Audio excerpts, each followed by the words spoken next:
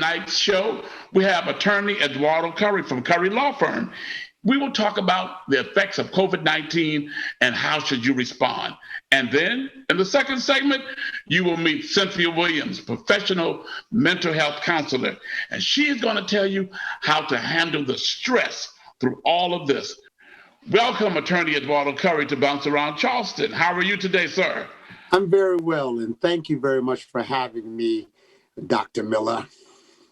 Okay, we're very happy to have you. There's so much been going on with this COVID-19, things happening around America, and we brought you on to help the people understand what they can do legally during this pandemic. What do you say about that? Well, I first of all, thank you for having me on Bounce Around Charleston. First of all, I think that it is imperative that we sit back and look at a couple of things. Number one, we need to look at our finances. Number two, in this pandemic, we need to look at our legal documents. And number three, we need to make sure that we have some understanding about what we're going to be doing, dealing with these vaccines and the inoculations of the drugs and exactly how it works. Dealing with let's start about your finances. You know, the rule of thumb is that you need to have about 3 months worth of money put aside. But in the pandemic, it's been a little rough. 40 million people were displaced, and we've only gained 20 million back. So there's some people that don't have jobs. And so in your finances, it's important to look at your budget. And how you look at your budget is that it should be an upside down pyramid where you look at your largest cost at the very top and that your smallest cost at the very bottom.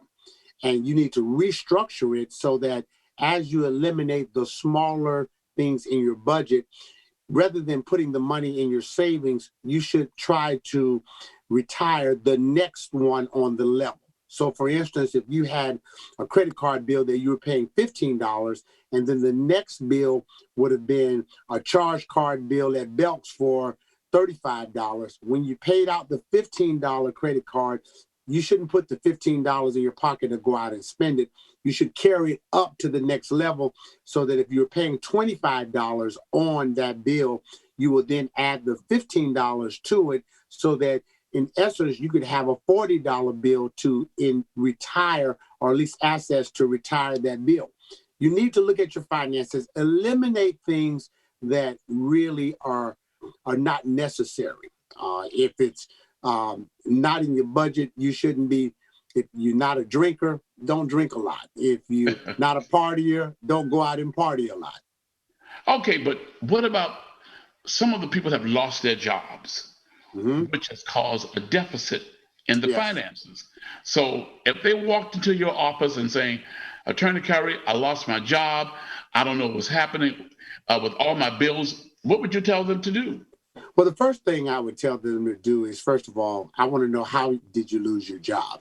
If you are, South Carolina is a right to work state, and they can fire you for any reason that's non-discriminatory. And so I'd want to know, do you have a contract with your employer? Is there a way for you, if you had a job, to maybe them offer you a different type of job, even if the pay is less? If it turns out that there are no alternatives and they've just let you go because the job is actually getting slimmer, you know, big business likes to get slim in recessions and economic depravity, then the question I'm going to ask you is, have you contacted all of your creditors? You can contact them. Some of your creditors in terms of mortgages and car notes will change the date that they're due. If you have no money, they may even for a period of time take the due monthly payments, maybe up to 1, 2, or 3 or 4 months, and put it on the back end. So for instance, if you were paying a 60-month car note and you were at 20 on the installment payment and you can't pay, sometimes they will allow you to go ahead on and put 3 months back on the back end. So in reality, your period of payment, it will be 63 months, even though technically you're paying 60 months. So you can call in and ask for reductions, changes on dates of payments, Maybe you're paying a specific amount and you want something less than, they may work with you when you talk to your creditors. And I believe that what you're talking about brings me to my next topic with you about protecting your family. Because during this whole situation, we've got to find ways to protect our families because COVID-19 has really done a job on many families. And so families should plan. Am I correct? And yes, they should plan. The days are out where you spend your money indiscriminately. You need to be discriminate. You need to be deliberate about how you spend your resources. Can you pool some of your resources together? It may mean that instead of one person preparing meals, it may be a hodgepodge of meals together. You may decide rather than riding a car by yourself, maybe you'll ride together and Rideshare. It may be that you move from having a car, if a car is a non-necessity, to using public trans. It's also going to mean looking and cutting back at the home. Rather than having the house toasty at 85, maybe you should wear some socks and get down to 73.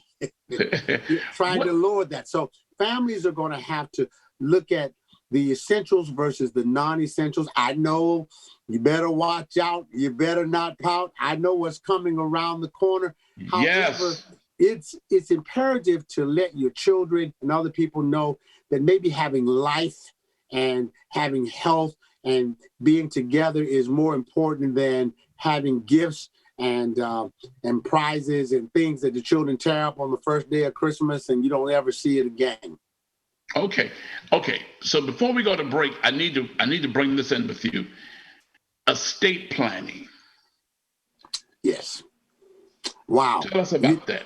You hit the nail on the head. Now is the time, especially during the pandemic, and particularly in each of our lives. I know the mysterious about it. You're talking about death. You're trying to hasten me to the grave. No, in fact, part of living is having good estate planning. Wills, powers of attorney, healthcare powers of attorney. You and I both have heard of instances where an individual got a little cough on Sunday, and by Friday, they had expired and transitioned. And so it's important to put your affairs in order. You need to have at least a simple will.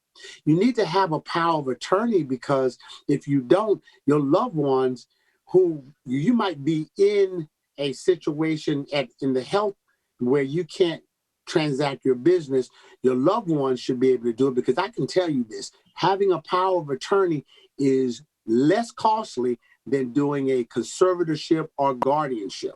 And then finally, having healthcare power of attorney who can make some decisions about your health in order to help you, because this COVID is rampant. And so you have to have good estate planning, having a will.